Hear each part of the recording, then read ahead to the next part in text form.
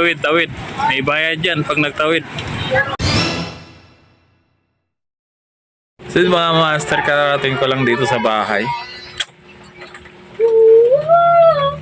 Yan, sa mga bumabiyahe mga master, ingat-ingat kayo kasi halos lahat ngayon baha, no?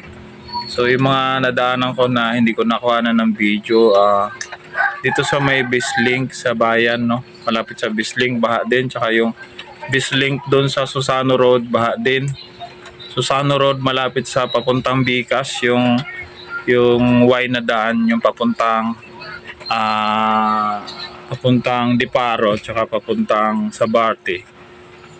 Bago dumating doon, napakalalim din ng baha hanggang Bewang din. So yun, dami ko nadaan ng baha, no? So yung iba hindi ko kasi na-videohan kasi sobrang lakas ng ulan. So kararating ko lang dito sa bahay. So ingat-ingat kayo mga master. So ngayon lang yan mga master, no?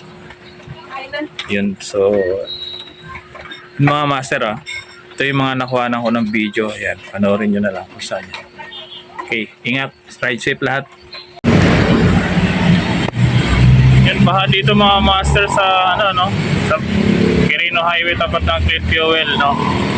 So yung malapit sa Tandang Tandang Sora, malapit sa Hoyo pala yan, sa gutter na yung baha mga master, no?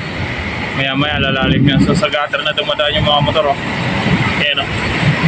Tapat ng Clean Fuel, Quirino Highway. Yan, paglagpas lang ng Mindanao Avenue, pagpapunta ka ng bayan, gutter na yung baha, sa gutter na rin dumadaan yung mga motor. Tanga na, lalim din. Ano mo si kuya, hanggang hita na ni kuya, umapo yung tulay. Wala na akong madaanan. Baha sa Bislink, baha kung saan. Ito papuntang Kiko, baha.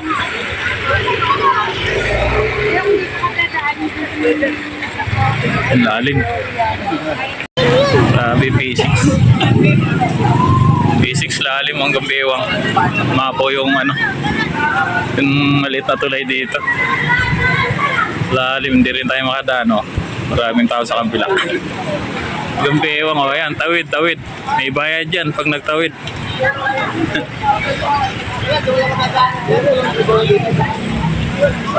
Ayan, tatawid, Ayan, kakandungin pag tumawid.